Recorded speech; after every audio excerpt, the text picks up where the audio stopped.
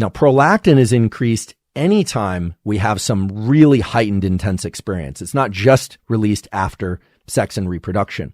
Prolactin is released after some major event. It's actually responsible, it's thought, for some of postpartum depression, for different types of kind of the letdown, the low. I can distinctly remember that after finals or after publishing a big paper, I would be very, very happy, but then I'd find that, like what next? Or things might seem a little bit dimmed or dulled out for the next day or so or the following week. The timescales on these are going to vary because some people release a lot of dopamine for a very long time in response to something great, and other people have a quick inflection of dopamine and then they're back to feeling not so great. It really varies from person to person.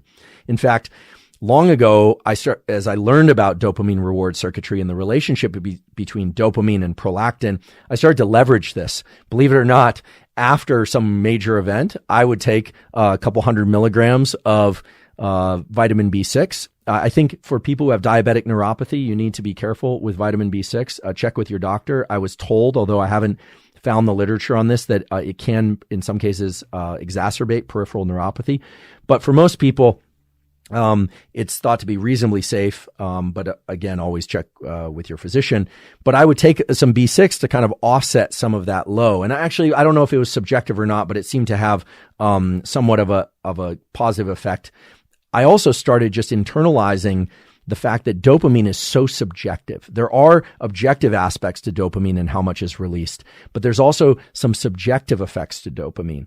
And so one of the things that you can do in order to generally just be a happier person, especially if you're a person in pursuit of long-term goals of any kind, is the longer that you can extend that positive phase of the dopamine release, and the more that you can blunt the pain response to that, the better. And you can actually do this cognitively. I used to joke with my lab that when we'd publish a paper, I would get really excited, but I wouldn't allow myself to get too excited.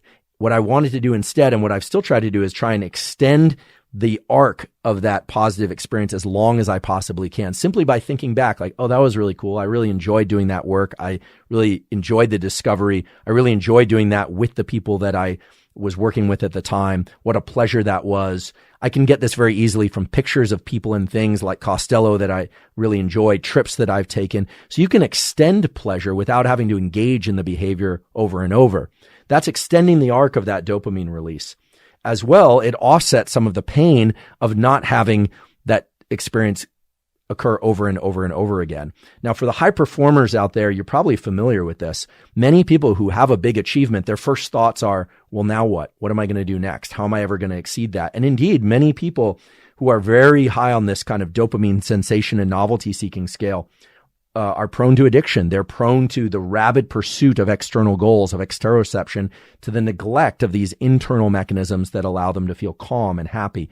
So for people that are very driven, very motivated, adopting a practice of being able to engage in the here and now, the sort of almond type practices we talked about earlier, of learning how to achieve a really good night's sleep on a regular basis through tools and mechanisms I talked about in previous podcasts, gives a sort of balance to the pleasure seeking and offsetting of pain and the pleasure in the here and now. So pleasure is really two things. It's a joy in pursuit, but it's also the joy in what you have. And there's a beautiful model of emotional development